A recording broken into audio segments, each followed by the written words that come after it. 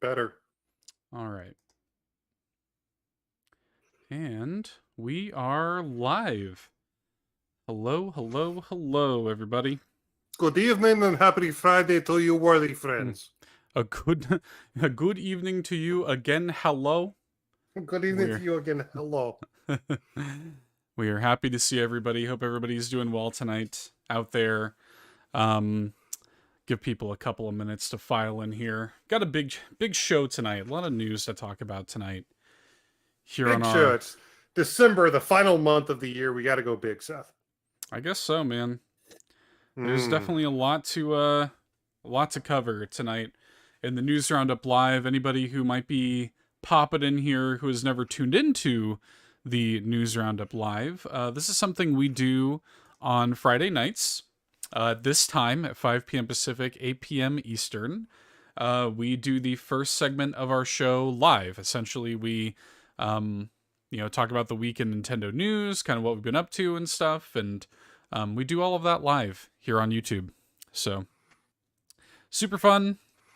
Like to do it.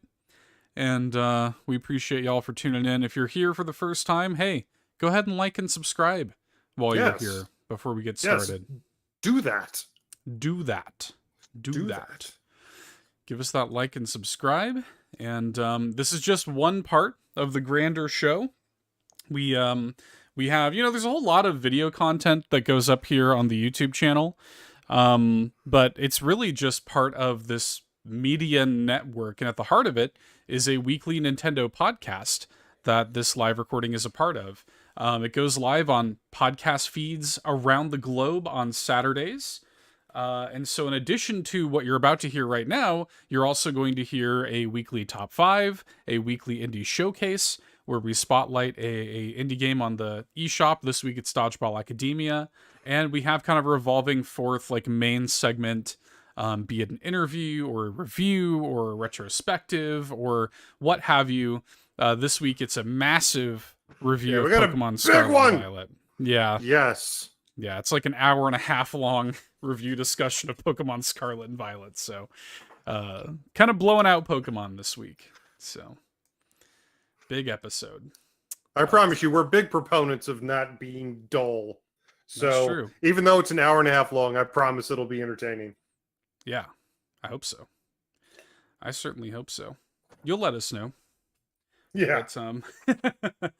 But Only yeah, we could make the length of an actual feature movie review on a single longer. video game entertaining. Yeah, that's true. Yeah, they're long episodes, but we put timestamps in the episode description so y'all could pop around and stuff and Long kinda, episodes, literally in the 99th percentile of all video game podcasts. yeah. Yeah. And as the editor of each and every one of those, I felt every minute of He it. feels Let me let me tell you. But yeah, let's go ahead. It's been a couple minutes here. People, if y'all are filing in, I think we can go ahead and get started. Let's do this. Let's do this thing. So we do have a big Dramatically week affix the headphones. to go. Yeah. All right, locked in. Yeah. Let me just make doubly sure that everything is recording before I start us. Looks like we're good. All right, let's roll this intro. We'll see everybody on the other side.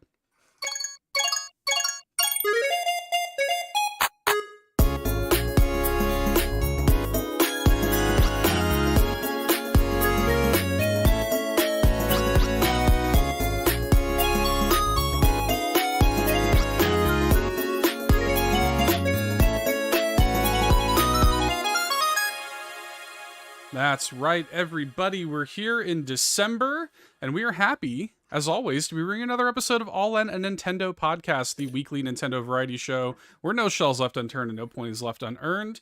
I'm happy to be sitting here with my co-host tonight live on youtube.com/allinpodcast, where each and every week we record the first segments of our show live at 5 p.m. Pacific, 8 p.m. Eastern. So shout outs to everybody who is tuning in live. Hi, folks on YouTube. We love you very much. I guess I'm the co-host. Oh, glad to see everybody this wonderful Friday, December evening. Even though I live here in Florida, still thought December was worthy of grabbing myself a nice hot beverage to ring in the new month with. Very, very excited to be here with my co-host. as Aw. well. You're not the only person who gets to be happy to be here with their co-host, Seth. Well, that's good. And you know who I'm also happy to be here with, Eric? Our I'm patrons. yes, Our I'm happy to be here. patrons. See, I'm more happy to be here with the patrons, guys. It's always got to be a competition, doesn't it? Yeah. It's always got to be a competition. But no, we are of course happy to be making this show for the people making the dreams come true, the patrons at patreon.com/allinpodcast, where our Golden Banana Bunch and our Triforce tier patrons get shouted out right here at the very beginning of our episodes. So let's go ahead and do that, shall we? We want to thank our Golden Banana Bunch, starting with Dan Caparello of the Retrologic Podcast, longtime friend and supporter Rob Yapel, third strongest mole Sam, also of the Retrologic Podcast, Shauno Baggins Ashton, Tim A, aka NeoPrime33, aka Nintendo Dad number 4, Matt Shy Guy City Murray, and Shy Guy, the two fearless members of the Shy Guy Mod Squad, of course.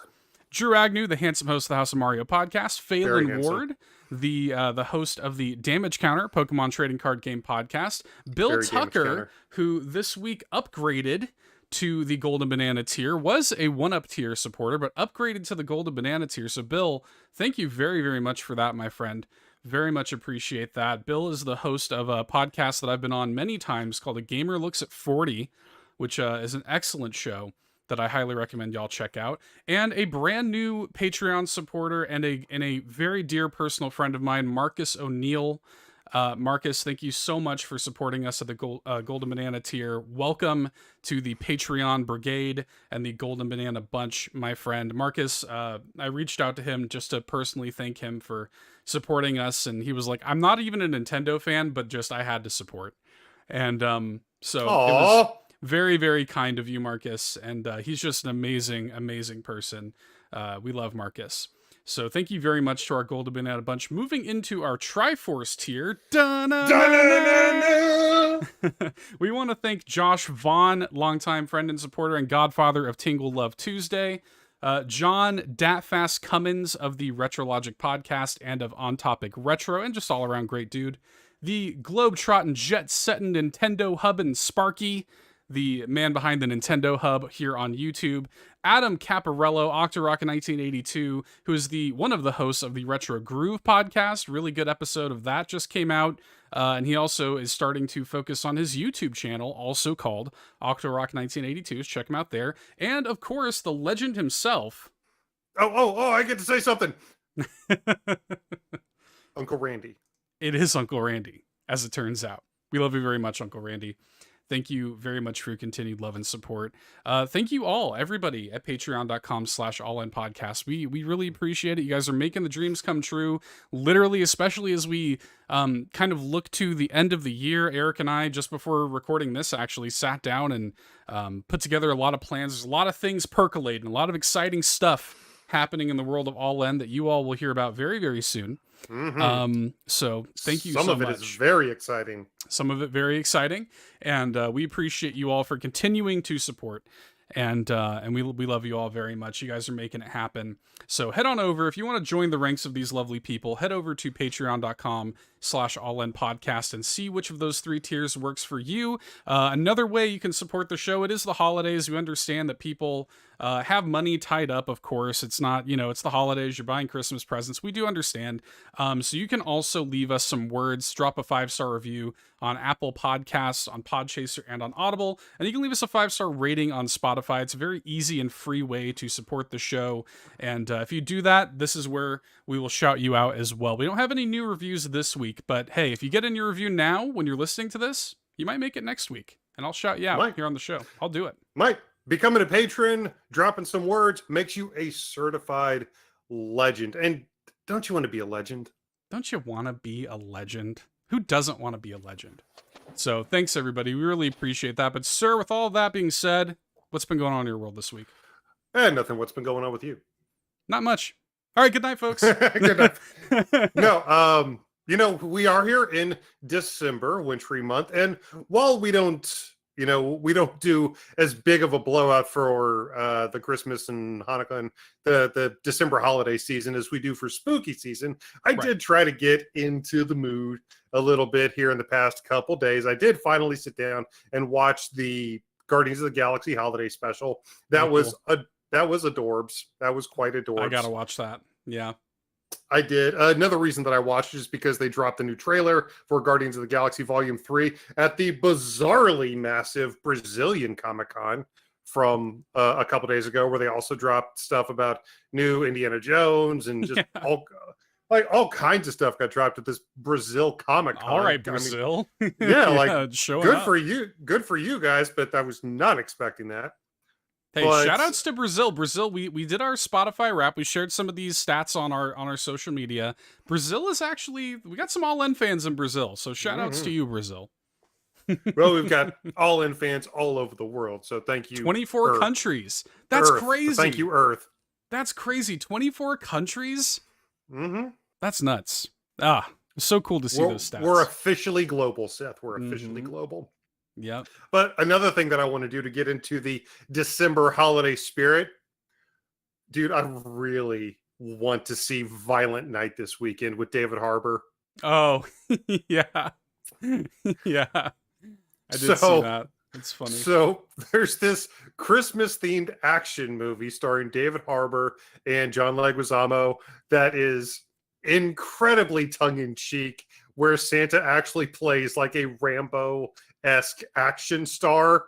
Of course. Where, yeah, because Obviously. well, I mean, Santa is one of the most powerful magical characters in, you know, so I mean, it does kind of make sense. Although he much prefers to use his fists in this one.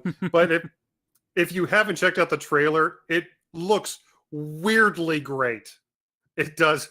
It looks like it completely understands what it is, but that should make for a ton of fun. And I genuinely cannot wait to see that this weekend. I think it's going to be an absolute blast.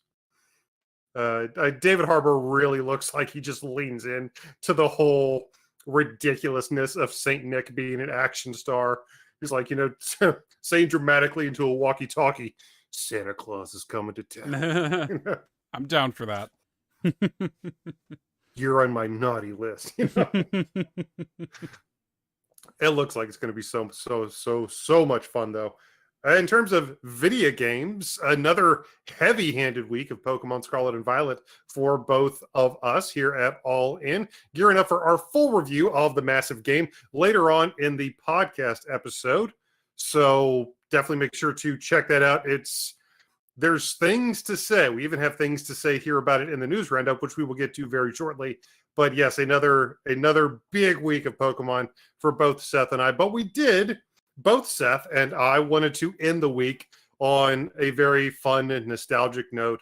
Once again, friend of the show, Marcus Horn, aka Seactro, decided to drop on us another little bite-sized nugget of nostalgic awesomeness. And of course, I had to play through Super Kiwi 64 earlier on today as you're listening to this.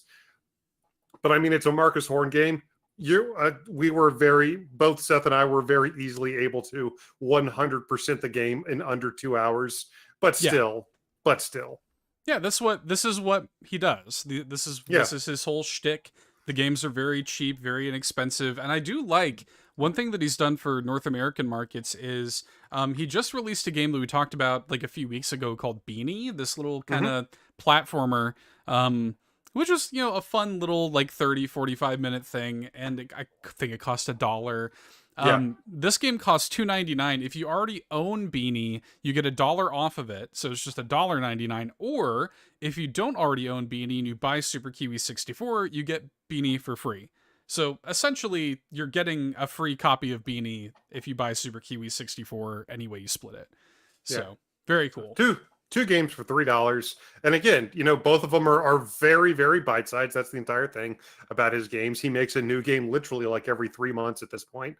But they're really fun. They're really like we've likened them to Little Debbie snack cakes. Before in the past, we've had Marcus Horn on the show before. Huge fan. And it's just great to dive back into a bygone era of wonderfully fun collectathon 3D platforming. And that's exactly what I was about to say Super Mario, what Super Kiwi 64 is. Yeah, it's just a fun little thing. It's not trying to be anything it's not. It's just, is it game of the year? No, it's just a little fun thing to spend a couple hours doing. So highly recommended, as I do all of his games. There's a bunch of stuff that I need to get to this weekend because this past week saw Cyber Monday. It's been a very Cyber Monday week on the Nintendo Switch eShop, and I did pick up quite a few games, bunch of stuff that I've been looking forward to, and coming into the Golden Aces here in just a month, quite a few things that Seth and I need to finish up the year with. I picked up, let me see, Lost in Play. I picked up Lost in Random. I picked up, finally picked up Neon White. Nice. Very nice. Yeah, very, very excited to pick a few of those up and hopefully get to those at some point by the end of the year. Thankfully, Pokemon Scarlet and Violet was the last major Nintendo release, so we've got a month to blitz through quite a few indie games. But I mean, we do it for you guys. It's a hard job, but we do it for you guys. Hard job. Twist my arm. Yeah, toiling away playing amazing video games. Oh man, poor us. But it's a good problem to have, I suppose. But yes, we do have a lot of games to play. I picked up some stuff too. I picked up Cult of the Lamb, picked up Tunic. Cult of the Lamb was like $5 off. Tunic never went on sale, but I knew I had to get to it. Yeah, Tunic wasn't on sale either. No, it's $30, but yeah, but I got it anyway because I know it's one that needs to be played for Golden Ace consideration. So that is very high on the list. Indeed. It's cram session, man. It's cram time. We're gonna be gearing up. Stay tuned because we're gonna be talking about It Takes Two very soon. Eric and I are gonna be playing through that in co-op together. It's gonna be so much fun. It's gonna be super fun. We're gonna stream the whole playthrough. We're planning on doing that next weekend. So stay tuned for more details on that. I'm sure we're gonna do like next week has got the new Mario Kart courses hitting. I'm sure we're gonna do a community game night of some kind. We're gonna have the Game Awards, which we're live reacting to next week. It's gonna be next week's a really busy week. So it blows my mind. It blows my mind when I see outlets and I see people and organizations release all of their best of 2022 and top moments of 2022 and most memorable and whatever, superlative X of 2022. I'm like, don't you guys realize how jam-packed December is so often? Like, how can you already be making best of 2022 lists when we know that there are still some heavy hitters and some really important and really cool stuff on the way? We, especially in the indie space, like this month is low-key pretty stacked with indies, and it was like that last year too. We got Chicory very late in the year last year. And like, thank God we didn't do the Golden Aces earlier than we did, because if we had, our number 2 game of last year wouldn't have made the cut. And that's horrific to consider. So that's why we do wait for the year to play out before we do the Golden Aces. And that means that, of course, the Golden Aces are going to be happening later than other people do their award shows. But for us, the trade-off is worth it. Yes. We have got all kinds of stuff coming out. I can actually briefly talk about a game that we got early access to. This game, Wavetail. Huge thanks to Thunderful for providing us a code to check that out. The game comes out December 12th. There's a demo on Steam if you want to play it for yourself, if you have access to Steam, and you can also wishlist it there. The game's coming out on the 12th for Switch. We've been playing the Switch version. I put a video of the first 30 minutes or so up on the YouTube channel, so that is here on YouTube if you want to watch it. It's really cool. I can't give detailed thoughts just yet. The embargo is not up until the game comes out, but stay tuned for some more thoughts. But you can watch that video and kind of get a sense for what the game is like. So far, really enjoying it. So stay tuned to hear more on that. We've got a lot of other games coming out that we're kind of hoping we might get a look at, and we'll keep you guys updated on that too. But yeah, it's pretty much just been that and Pokemon for me. Just literally that and Pokemon. So yeah, we're in that cram session, dude. Trying to get as many games in before Golden Aces here coming into the tail end of the year. Final Fantasy Crisis Core is coming out. Yes. Yeah, there's a lot of stuff on the horizon, dude. But yeah, can't wait to be reunion-ited with Crisis Core. Reunion-ited. I think we know the name of that episode before it even came out. There you go. And that's not even the most ridiculous special edition naming convention. Not even That, close. I mean, not when the gaming landscape literally has words like definitive Right. collection or oh man, what was the Metal Gear Solid Revengeance? Oh yeah, Revengeance. Yeah. There's a lot. Subsistence and Yeah. Yep. There's a lot. It's a ridiculous industry. Let's be real. And speaking of it being a that's ridiculous why we love industry, it. we do have quite a bit of ridiculous news stories to get Yes. into this week, my friends. So what do you say we get into them? Let's just embrace the ridiculousness and dive headfirst straight in. Let's talk about it. Hey, listen! All right, well, first things first, maybe one of the reasons that I've been so cinematically minded over the past week with Guardians of the Galaxy and Violet Knight is because we got our proper, they called the first trailer a teaser trailer and this one the first, but we got our proper second full look at the upcoming Super Mario Brothers movie coming in April. And a few people may still have some misgivings with what they perceive as a miscast main hero. But basically, like, that's the only negative that I can really see coming out of everything that we've seen from the Super Mario Brothers movie. This was definitely a project that both Illumination and Nintendo knew really that they had to get right. This was not just some collaboration. It was like, let's just go ahead and do this. This was clearly been deliberate and considered the entire time, because the second trailer for the Super Mario Brothers movie, I mean, we have Smash Brothers references, we have Mario Kart references, we have straight up like traditional Mario level references, we have power-ups, we have so much stuff, and it looks gorgeous. Man, I'm so excited for I don't think I've ever been this excited for a movie. Like this reminds me of the way I felt when the first Avengers was coming out. Just that like electricity in the air, the anticipation, I get butterflies in my stomach when I think about it. Like I'm so invested in this movie, and like it helps that everything we've seen is so good. Like I was already impressed with what we saw from that first teaser, but admittedly it wasn't that much. And now we have, I feel like, a really fully formed idea of what the movie is. There are all these kind of things that are floating around. There's been rumors for a long time that's going to have like musical numbers and stuff. We didn't see any of that in here. No. But we do have, I feel like, a solid sense of like the plot structure of the film. Hashtag Seth was right, by the way, about a lot of that.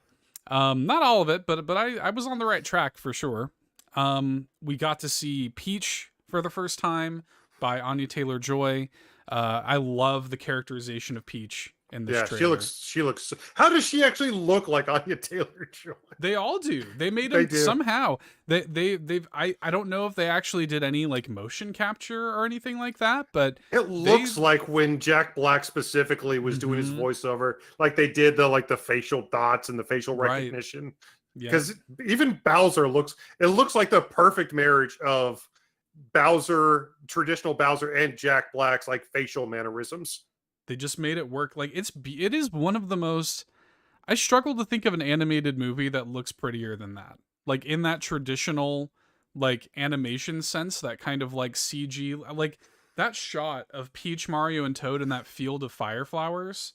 Like it is jaw-droppingly gorgeous, and it's stuff that like I keep thinking this, and I thought this like as I'm watching it. I live reacted to it, quote unquote, here on the YouTube channel as well. If you want to see my first reaction to the trailer, that's an interesting watch because I freaked out.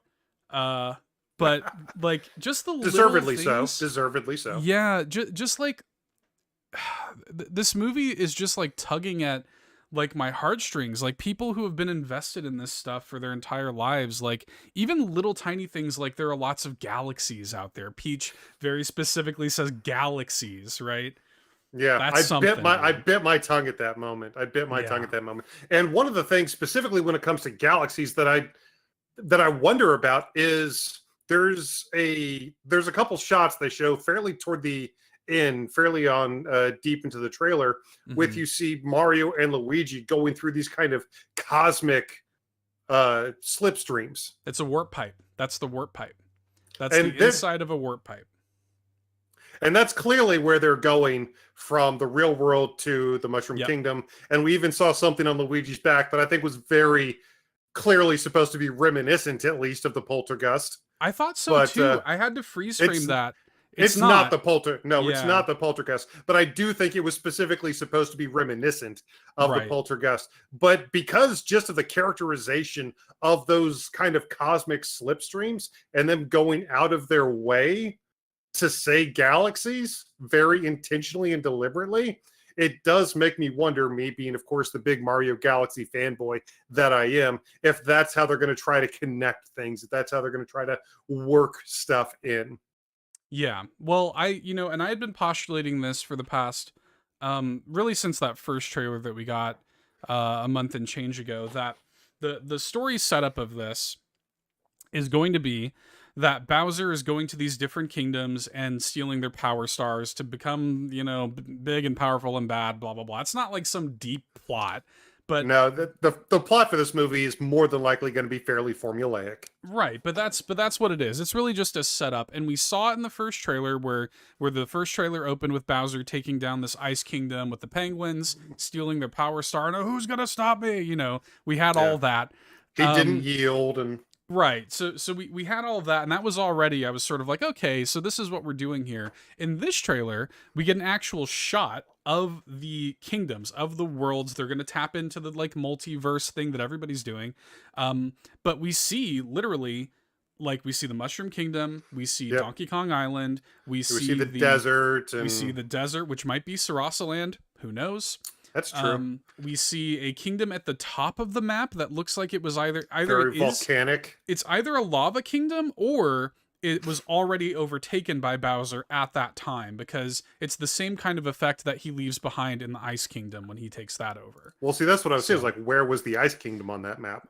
Yeah, that was the one he was. If you see in the trailer, you see Bowser's fortress leaving the Ice Kingdom, and it's already kind of like overtaken by was that? yeah, okay, I thought that was actually okay. That makes more sense. It looked like Bowser's Kingdom. Yeah, so in the trailer, so I sort of. So you think that's the Ice Kingdom, and he's leaving that kingdom? Yep. So you think the one at the top is probably Bowser's Kingdom? Yep. Specifically. Okay, yep, that's what I think. I can see that. I can see that. That makes sense. Yeah, that's kind of what I think's going on. But then it becomes, rather than, because I think myself, honestly, and a lot of people sort of assumed that this was going to devolve into Bowser's going to somehow end up kidnapping Peach like he always does.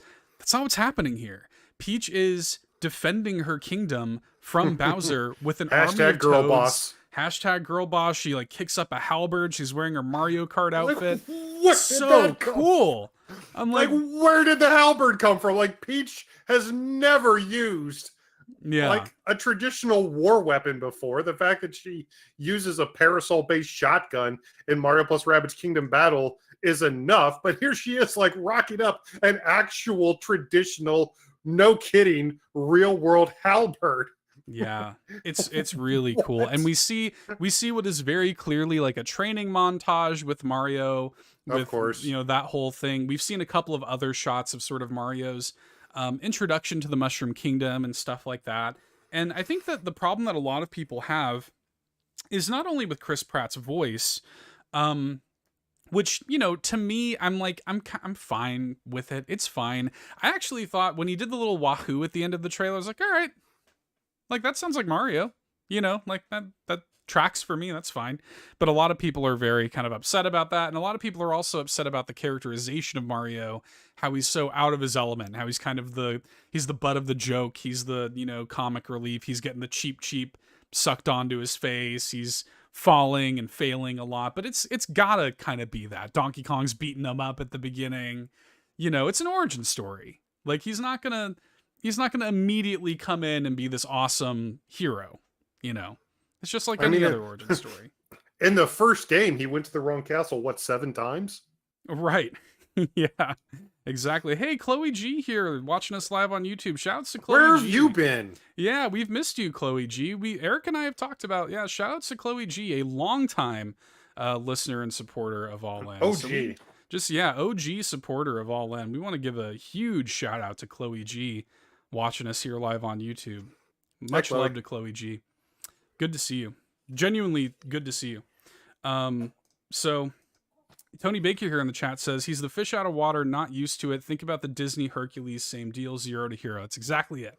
He's the 0 to hero. It's we got the training montage. We got to figure out. We got that shot of him in like the Dutch TV commercial where he's like going in to punch the little like cutout of Bowser or whatever. Yeah. So it's gonna be, it's exactly. In addition to the Dutch commercial, there was another thing where we got just a little bit more footage, another little smaller look, wasn't there?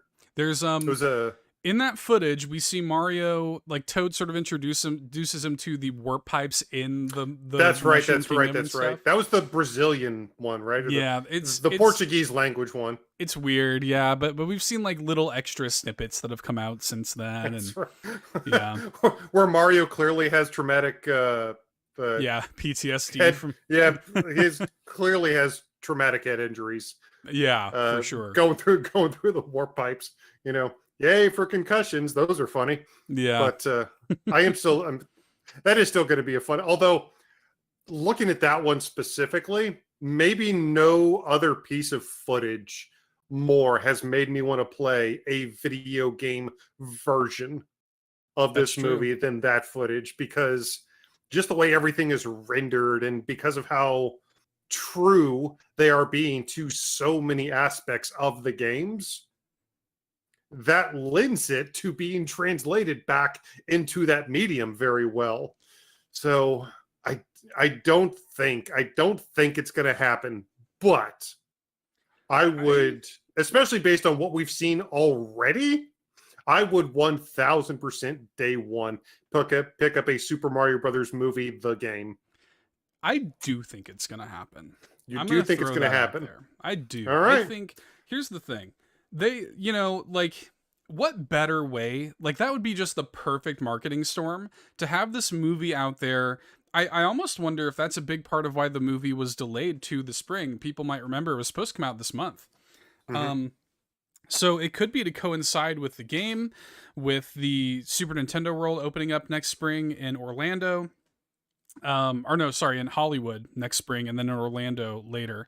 So we have that kind of percolating as well. They're going to have all this stuff happening at once. I do think we're going to get, and I would love to see personally, a 2D Mario game based on, like, because it's been a long time. New Super Mario Brothers U is the last brand new, discounting Mario Maker, I guess. That was the last brand new 2D Mario that we got. So it's been, over 10 years now. So, very interested to see what they're going to do. We know there's got to be some kind of Mario something, and I think this is the perfect opportunity to get a game on the shelf. That's the best way to market this stuff. Whenever you walk out of a theater, how many times have you walked out of a theater seeing a superhero movie or whatever, and the first thing you want to do is go to the comic book store? It's going to be the same thing. They want those kids to walk out of that theater and say, "Mommy, I want the new Mario game." Well, it would follow Nintendo's MO, because a lot of people out there might be thinking, well, if there was a game, we would have at least seen something about it. Not necessarily, not with Nintendo's MO of releasing games like a month after their reveal, which we've seen quite a few times over the past couple of years, as a matter of fact. I mean, just going back to last year, we didn't hear about WarioWare or Metroid Dread until just a couple of months before their release. Very famously, the first review we ever did on All In was Paper Mario the Origami King, which we didn't learn about till a month and a half before its release. So it still follows Nintendo's MO if they did want to do that. And if that is going to happen, the fact that we got the trailer, the movie trailer, before the Game Awards would also track with that, because them taking that, which would have fit perfectly into the Game Awards, them removing that from the Game Awards potentially opens up another slot for a game trailer maybe at the Game Awards. So maybe. I personally, I don't think Nintendo's going to be at the Game Awards. Personally, we'll see. Nintendo, I kind of feel like Nintendo's kind of over Jeff Keighley, if I'm being honest. Like, there might be like a little something. What they usually do with Jeff Keighley events is they pay for like a commercial spot. Like, you get like a little sizzle reel. It'll show Splatoon, it'll show Pokemon or whatever. But Nintendo can just do it themselves. I think what's probably more likely is we probably get a February direct, and we probably get the announcement there for release in April to coincide with the movie. Like, I think it's exactly what's going to happen. We'll see. I hope so. That's what I want. I just want a new Mario game, man. I'm ready. This trailer was so good. I'm like, this was like a top tier trailer. This is one of my favorite movie trailers I've ever seen. I want to see it. I want to go to the movies just to see that trailer on the big screen. Like, genuinely. I want to go to the movies just to see like just the trailer of Rainbow Road and the Mario Kart characterization was stunning. Albeit the karts themselves look more like Skylanders vehicles, but yeah. But the Mario Kart and Rainbow Road, like I would watch a Mario Kart movie at this point, just considering how they characterized it and how they visualized it. Oh, yeah. Oh, that would be so great. And I love the fact that they opened it up with a deliberate Smash Brothers reference. Yeah. I love that so much. And of course, people already, picked through and saw the whole Kong family in the background rooting on Donkey Kong. We saw Dixie and Diddy and even Swanky back there. Kong's back there. I love that so much. I really think that's Kitty back there too. It really looks like Kitty. Yeah, there's someone that looks like Kitty. We think Funky's probably in there, like in that Mario Kart sequence. Yeah, it looks great, dude. Like, yeah, I saw Funky in the Mario Kart. Yeah, yeah. Donkey's already clearly there. Oh, Peach is there on her motorcycle, very, very, smartly wearing a helmet. Good job, setting a good example. Hashtag girl boss. That's right. It is really funny to see the reaction of people on Twitter get annoyed by the girl boss thing. Like, I'm sorry, isn't like princess and girl boss isn't that exactly the same thing? Isn't that exactly what that means? Is a princess not just a girl boss?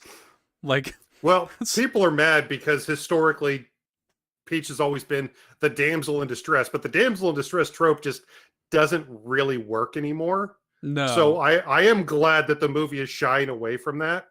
Because I like Luigi's the damsel in this one. It looks like which considering his characterization, is fair. I guarantee Luigi's going to have his own arc where he's going to be the cowardly, bumbling Luigi throughout most of the thing, but by the end, he'll have found his courage and maybe he'll actually square off. Everybody. There's going to be so many characters bouncing off of each other in this movie that we know are going to be there. There's going to be interesting dynamics with some of them. Luigi's probably going to have his own little subplot nemesis. It might even be King Boo. Who knows? We've already got established monarchs from other kingdoms. We saw that there's a haunted kingdom there. King Boo could very easily show up, and maybe that'll be Luigi's, like, his final boss in the movie or something. Yeah, that'd be interesting. I do sort of, like it was obvious to me that they were gonna get separated, and we saw that shot in this trailer with the warp pipes. They very clearly go into the Tony Baker in the chat says Mama Luigi arc or I riot. Oh my gosh, the flashback to the Super Mario Brothers Super Show Mama Luigi episode. Yeah, that'd be hilarious.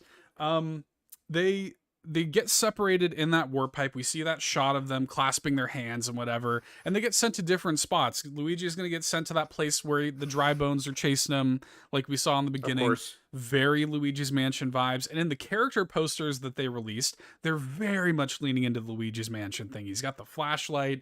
Like, it's a Luigi's Mansion. The dry bones behind him. Yeah. Yeah. And I need those character posters, by the way. Oh my God. I need those. They're so well done. Oh my Lord, I need those. It's actually so much better than I imagined before we ever first saw it. Like, I am just more and more impressed. Like, I have no real complaints. Dude, we saw the Tanuki suit in this, which looked amazing. Yep. Like, we saw the princess. Not only did Princess Peach get the fire flower power, she got the matching red and white dress, which was a chef's kiss touch.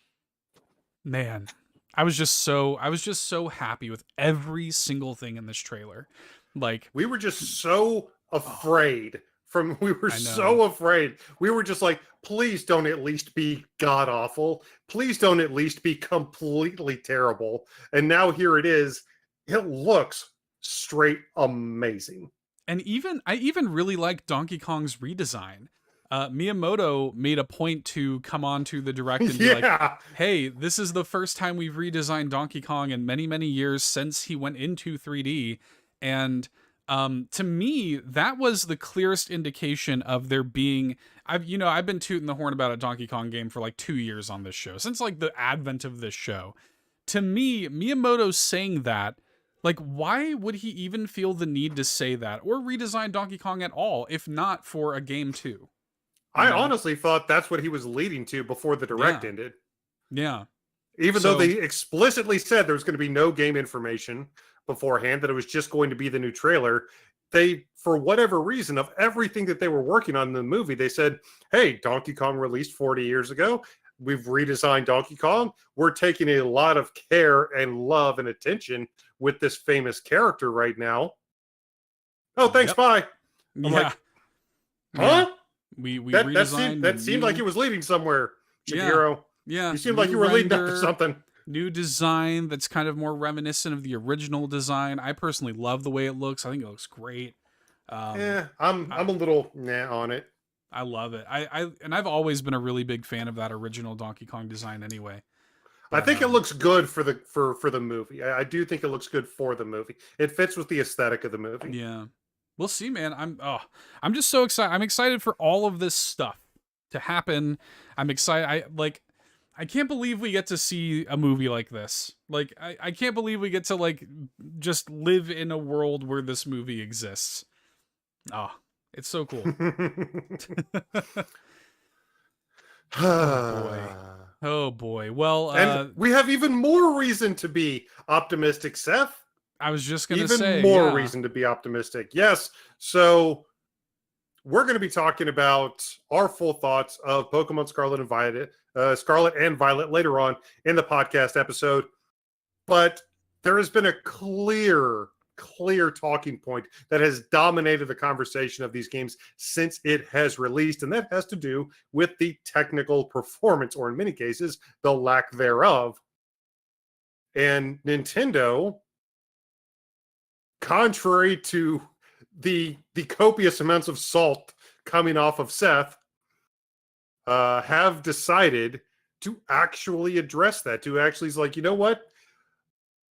Despite the fact that we've already sold 10 million plus copies of this, we'll go ahead and keep our we'll give you this one. Nintendo essentially came out and said, we have released a patch, which has, as of this recording, released. The first patch for Pokemon Scarlet and Violet has released. And I don't want to just say I felt something just for the sake of saying that I felt something, but it did feel like it runs a little bit better now. And I hope that this is a step in the right direction, because there are several things that 1000% need to be addressed in that game. Yeah. I think the prescient thing here, and I agree with you, I played it a little bit post-patch. We aren't going to be reviewing the post-patch version of the game, because the game we got was not that game. But yeah, like, this is not even just, like, surprising, it's unprecedented. For Nintendo to, in writing, apologize for this game coming out the way it did, and promising to continue to work on improvements. This is just the first of what should be many patches to continue to improve this game. I genuinely couldn't believe it. Like, I had to check, especially with the way Twitter is now. I had to literally check and make sure it wasn't like a troll, like make sure it was actually real. But it is, and I gotta say, like, I'm happy to see this. Like, I think that it's probably the cynic in me says that it's probably a response to a negative bit of news that Nintendo received this week that we'll talk about in a second. And the cynic in me also says that I think that a big part of why they're bothering to fix this broken game is because it is selling so well, and because they know that it can continue to sell well if there's more and more good press about it. But regardless of the reasoning behind it, I'm just glad it's happening, because the game deserves it. Yeah. Well, they have begun to honor refunds if people wanted them. And I did wonder if that was them just saying, what's going to cost us less in the long run? Maybe. Mm-hmm. So that regardless of their motivations, the fact that they are taking steps to better this game is cause for celebration. And I am very excited to see what future updates and improvements hold. Credit where it's due. Like, credit where it's Yeah. due. I'm glad it's happening. This is exactly what we've been calling for, and I'm happy that it's happening now versus later. So yeah, happy to see continued improvements. But yes, as alluded to, there was some negative Nintendo news. We can't let them off the hook. Time to Can't- bring out the Rut-Row cap. Yeah, we can't let them off the hook just because there's some Pokemon patches.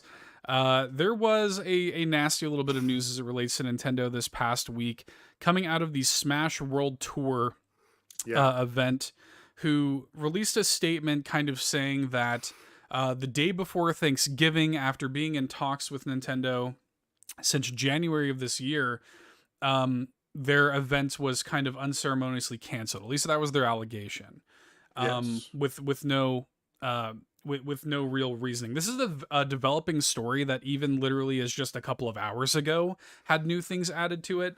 So full disclosure, this may turn into a big mess. Yeah, so like full disclosure, this is it is already a big mess. This is developing, this is ongoing, but what seems to be the case here. So for those who don't know, Smash World Tour is this Smash kind of fan circuit, unofficial, operates unofficially, and essentially the idea is people can throw on Smash tournaments, kind of hitch their horse to the Smash World Tour wagon, and then if you compete in those tournaments that are a part of Smash World Tour, you can earn points to be given a chance to enter into the finale, where there is like a $250,000 prize pool. Which is the biggest prize pool in the history of Smash, and this is a massive event, a massive prize pool. I believe between all of it, there was like $500,000 on the line. So already there was a lot going on. Meanwhile, as we've reported on, I think back in like June or something like that, Nintendo did have their first officially sanctioned Smash Cup done by Panda Global, and they operate exactly the same way. If you want to run your own tournament, you can kind of put it under the Panda Global banner, and Panda Global is doing their own sort of world tour exactly the same way as Smash World Tour is, except they're operating at an official capacity. Yeah. So, and again, it works exactly the same way, and it wasn't mutually exclusive either. It was you could hitch your horse to both wagons. You could say, "Hey, I'm throwing this Smash tournament. It's sponsored by, it's part of the Panda Cup, and it's part of Smash World Tour. And if you compete in my tournament, you have points for both circuits." That was a possibility. The allegation here by Smash World Tour is that what they had heard as talks were progressing, again, not an officially sanctioned thing, they were hearing from people that they were reaching out to join Smash World Tour, that the CEO and founder of Panda Cup, Dr. Allen, I think is his name, had been reaching out to them and saying, "Hey, you might not want to go with the Smash World Tour guys, you might want to go with us instead, because Smash World Tour is going to get canceled by the end of the year." And that was the allegation. And a lot of people kind of came out and said, "You know what? No, we're not going to work with Panda Cup. We don't like that shady business practices. We're not going to do that."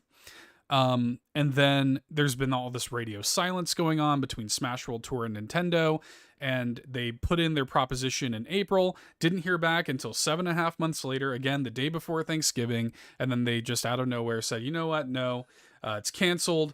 The times of you guys being allowed to operate is no more. We're going with Panda Cup, basically." Now, those were the allegations made by Smash World Tour. Nintendo officially responded and refuted those allegations. Yes. Which is interesting. Yes. Nintendo said that they didn't do anything to force Smash World Tour to cancel. Mm-hmm. So, among other things, it's really refuted statement. that claim. Yeah, it's Right. a long statement. I think that's the biggest takeaway is they did overtly say, we didn't cancel you. We didn't do anything to force you to cancel. Right. Yeah, they basically said like, "Hey, we were happy to continue to allow this to happen or whatever."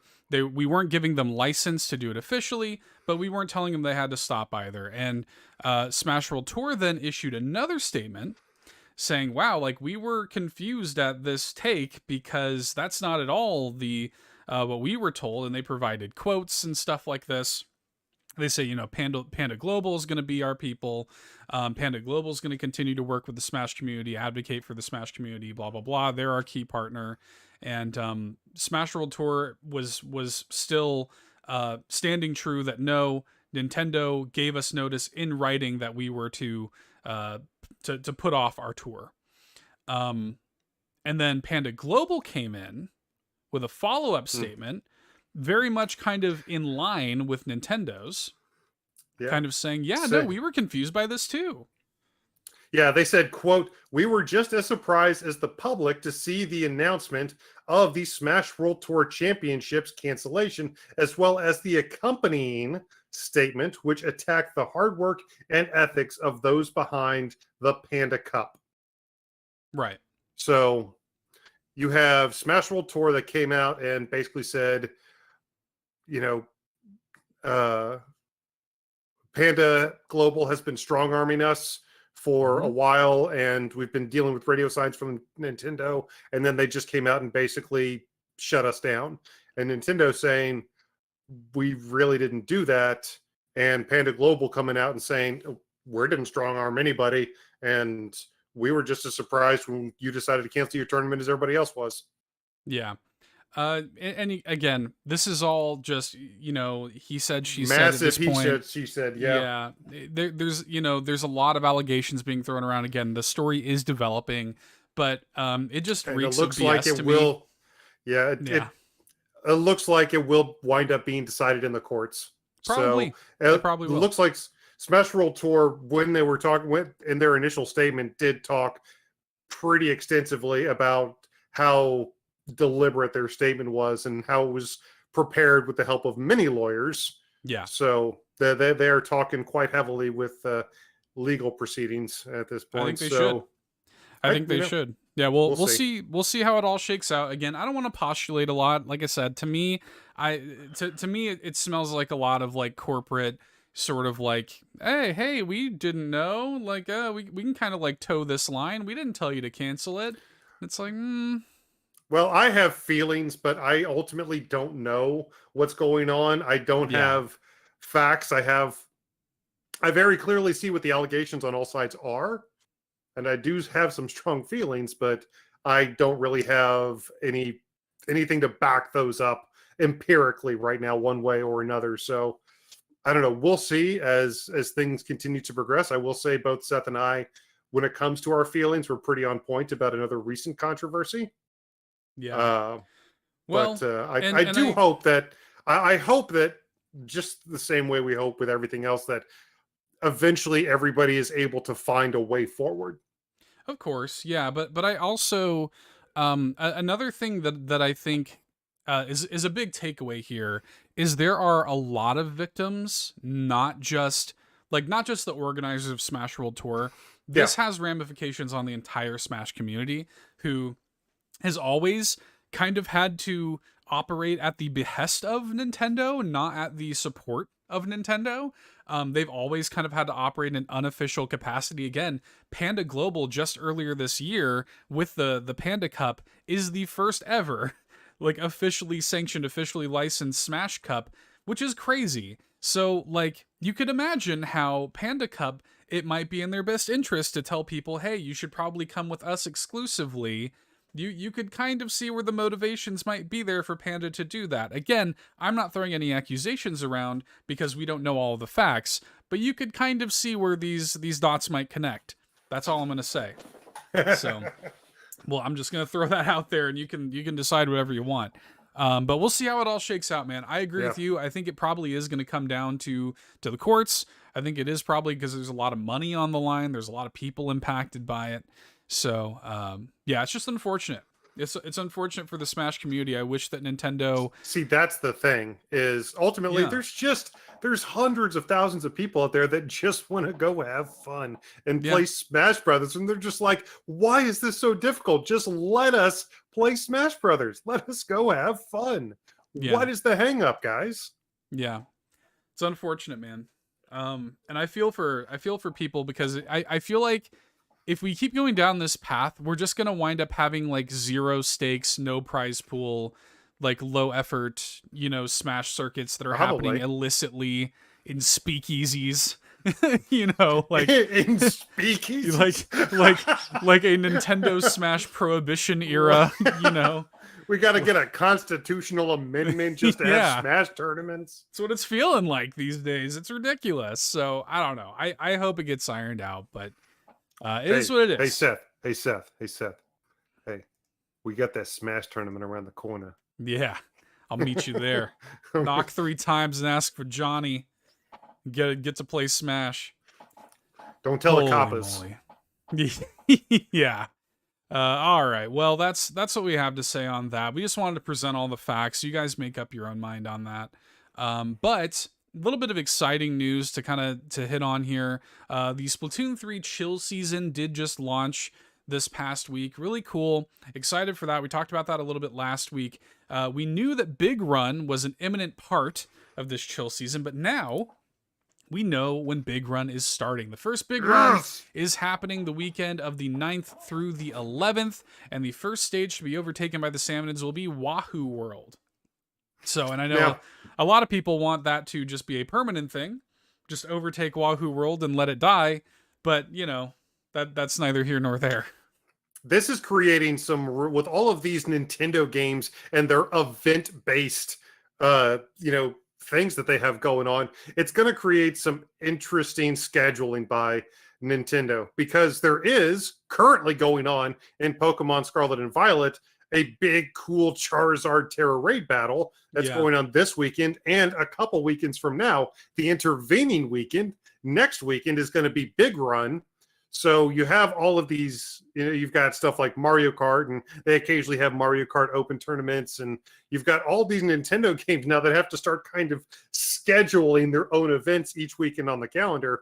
It is going to be interesting to see how that shakes out. But yes, next weekend, we finally get the first Big Run in Splatoon 3. I am hype.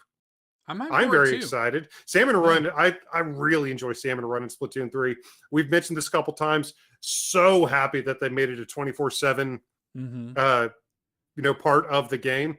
And I think Big Run is going to be totes fun. Do people say totes still? Probably not. I'm going to say it. I think it's still going to be totes fun. Sure, why not?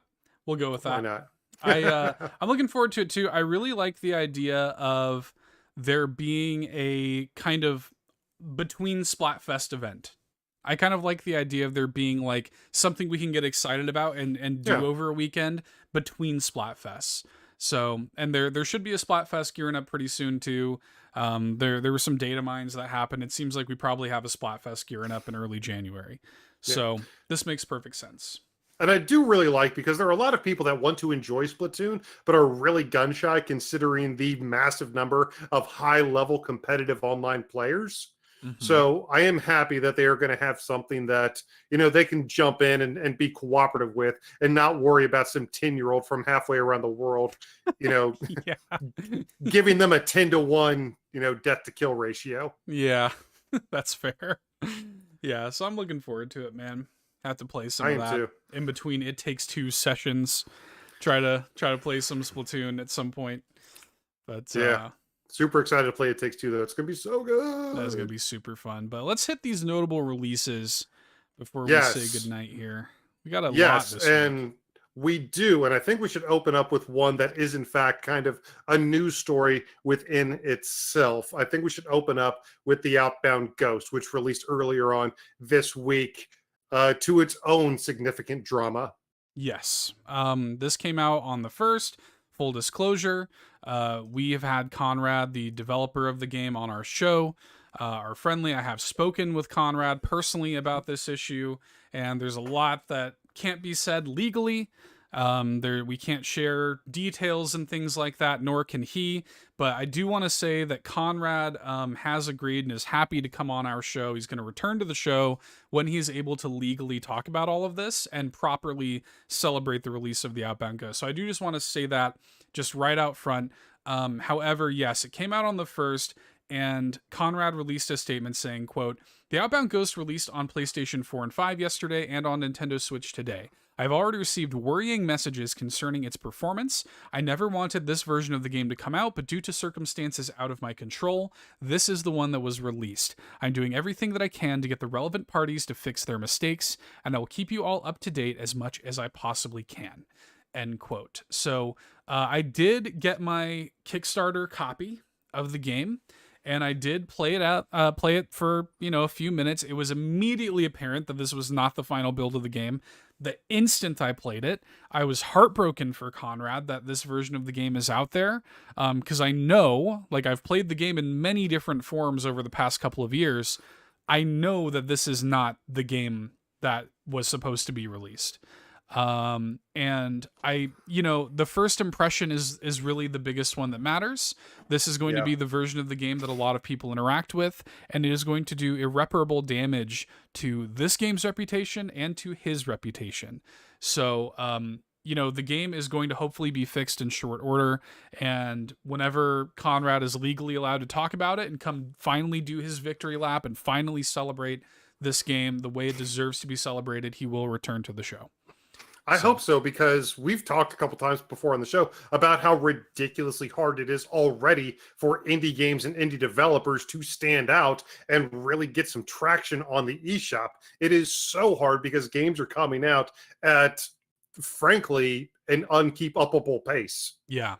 Big time. So to have your game, to have your big passion project that you have been working diligently on for actual literal years, to have this happen on its launch day, which should be one of the happiest days of his life, just under his wedding day and the birth of his children, to have this happen is so incredibly heartbreaking. And I wish nothing but the best to Conrad. I hope that moving forward, everything can get fixed, because just like you said, this is going to be so many people's first impression of the game, and it is not going to be a favorable one. So trying to repair his reputation after this, it's an uphill battle basically from here on out. And if you need any help, man, let us know. Oh yeah, and shout outs to Locklith here in the chat. Hi Locklith. Locklith says, "I will say he responded a lot quicker than Nintendo did for Pokemon." Yes, I said it. That's true. And that's a good point, because hashtag not wrong. Yeah, you're not wrong. To that point, the headlines about the Outbound Ghost are gonna get ran the way they are. And it's not going to be a situation like it is with Pokemon, where we're all going to be, where the IGNs of the world or these big publications are going to really blow out the fact that finally it's fixed and go play it now. That's not going to be what it is. So what we can do as a community of passionate Nintendo fans, as passionate indie fans, and as supporters of people like this, support this game. Go into it knowing that Conrad is doing everything in his power to make it right. Don't judge the game based on the version released, because that was not the version approved by its developer. And he even made it clear in officially released statements. He said this to me privately, but he said it publicly as well. So I'm free to relay this, at least, that Conrad did not get to play test this version of the game, and that Conrad was completely unaware and blindsided by the fact that this was the version of the game that was being ready on release day. He didn't know until people complained to him about it. And that's that must be the most heartbreaking thing to experience from his side. And I know he's very, very upset.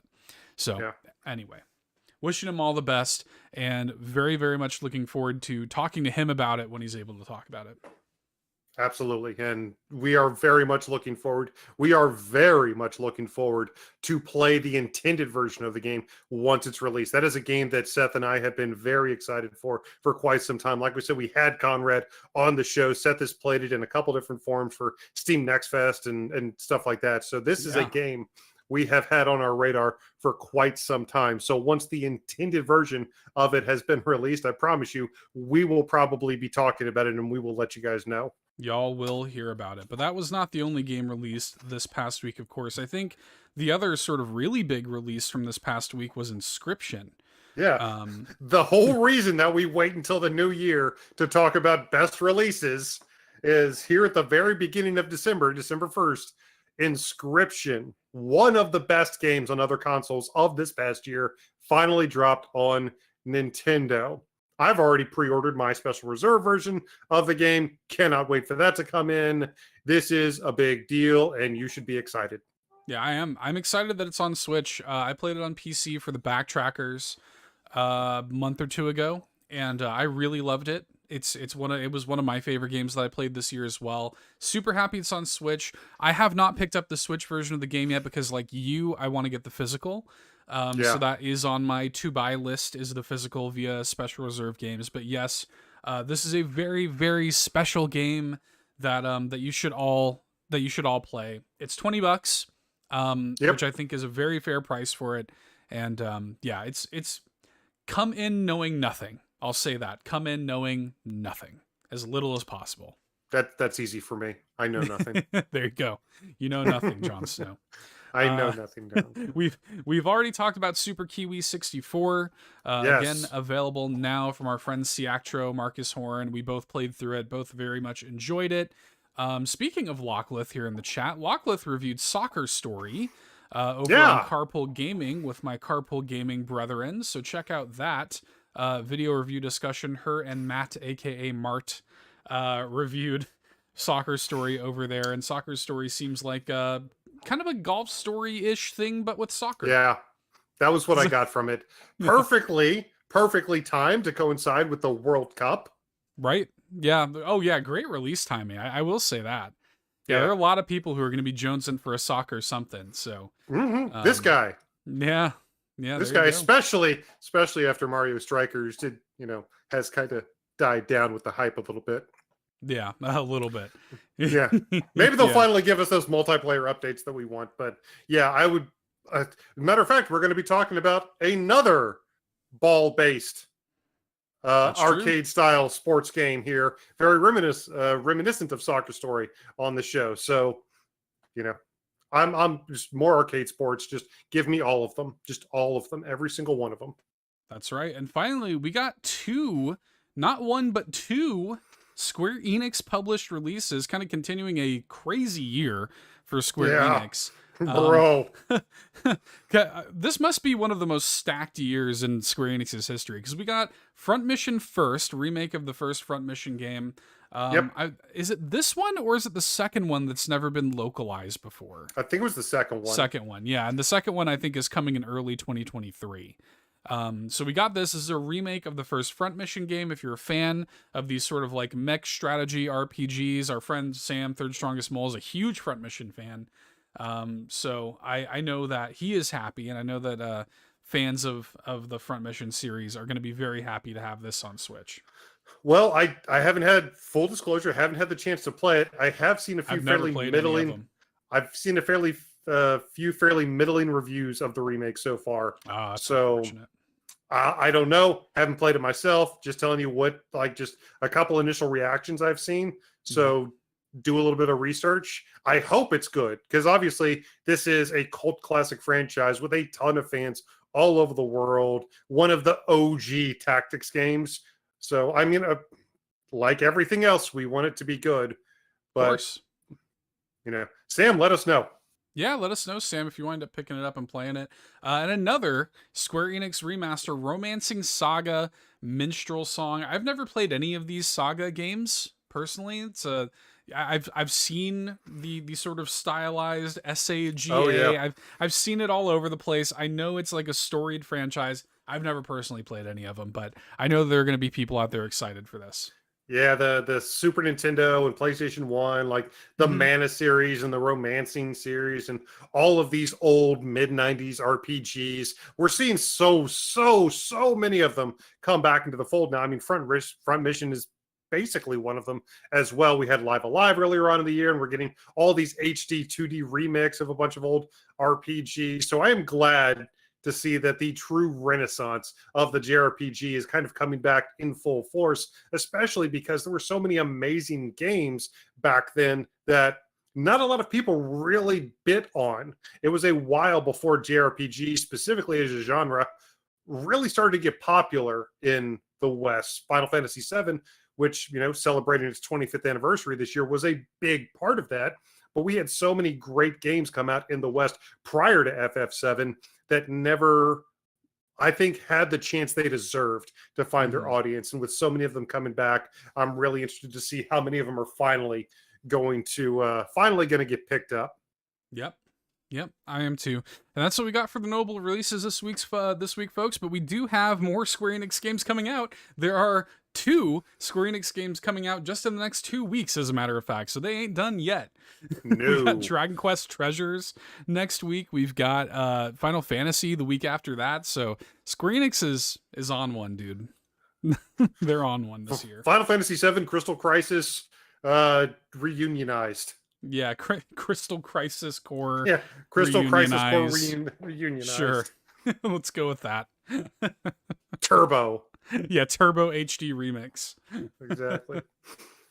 So that's what we got for you guys. What are your thoughts on everything going on in the world of the Big N? Are you depressed about the state of Smash Brothers? Are you excited about the future of Pokemon Scarlet and Violet with the patches coming out? Let us know what all of your thoughts are going into this week of the Big N, going into this first week of December. Reach out to us on Facebook, on Twitter, on Hive, at All M Podcast. Make sure to check us out here on YouTube.com/All M Podcast. Go ahead, like, subscribe, click the bell, all that good stuff. But with all the content that we produce each and every week, we also think, in addition to checking out our regular social media, that you should also check out Patreon.com/All M Podcast. That's correct. Patreon.com/All M Podcast. Join the legion of amazing, legendary supporters who make the dream come true over there. Get shout outs on the show, 2 weekly exclusive podcasts, early access, voting rights, all kinds of stuff.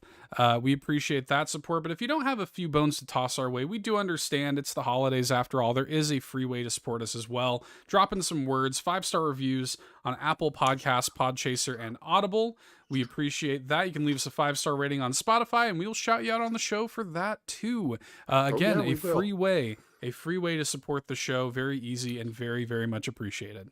That's not a threat. That's a promise. But all joking right. aside, yes, however you have supported us throughout this run of All In, coming up fairly soon in our 150th episode, however you've decided to support us throughout these past 131 weeks now, thank you guys so much. Thank you all so much. If you have become a patron, you're a legend. If you have dropped words, you're a legend. If you have even just interacted with our content and helped share this and help spread the word of All In, you're a legend. So thank you all so much from the bottom of our hearts.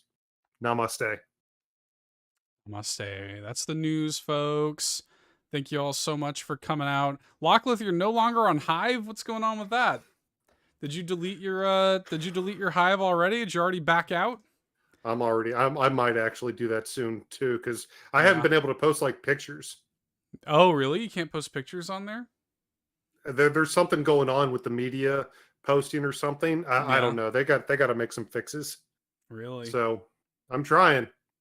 You are a legend, Locklith. All of y'all are legends. We appreciate it. Man, it was so cool to see Chloe G in here tonight, man. Lock Legend. Yeah, Lock Legend. There you go. Chloe G, by the way, I wanted to address this. I didn't want to put it in part of the show because it's like private information or whatever, but I just wanted to address this. Chloe G says, yeah, sorry, not been on Twitter much. I got a new, more private account. Hope you guys have been well. Can't stay long, but I'll be back to the live. And Chloe G did come back to the live. So it was really cool to see you, Chloe G. We've missed you. Locklith says she read a Twitter thread on it and made her feel iffy. Yeah, that's fair. Well, all I did was reserve my name on there, just in case. Follow your heart. You got to be true to your heart. That's right. Folks, this is just a taste of the podcast itself. The full show goes live tomorrow. We are going to do a Pokemon blowout. We've got Dodgeball Academia in the Indie Showcase. Kind of righting a wrong. Yeah, well, A, righting a wrong, and B, I promise you it actually does tie into Pokemon. It makes sense. It makes sense. It makes sense, I promise. It makes sense. Stick with us on that. We've got that. We got the top 5 middle evolutions in Pokemon history, which is a very fun list. And then we of course have our big Pokemon Scarlet and Violet review that was, I think, tied probably with Xenoblade for the biggest review we did this year. So very big, very detailed all-in review. Stupid, massive JRPGs taking forever to talk about. Stupid, massive JRPGs. But yeah, we appreciate y'all. Before you leave, before you head on out, if you would, just throw us that like and that subscribe here on YouTube. We appreciate it. We'll be live again next week. We got a lot of things going on next week. We're probably going to wind up playing some Mario Kart at some point. We're going to be live reacting to the Game Awards. We have got... that sounds like so much boring. Yeah, you're probably right. We've got It Takes Two happening. That sounds like so much too. That does sound like a lot of two. So we're gonna be streaming quite a bit. So this is the right place to be. Next week is a busy week. So yeah, we got some work to do. We do have some work to do. Everybody has a greght night. Thank you all for coming out. And we love you very much. We'll see you next week, I do believe. Bye-bye. I'm going to say we'll see you guys last.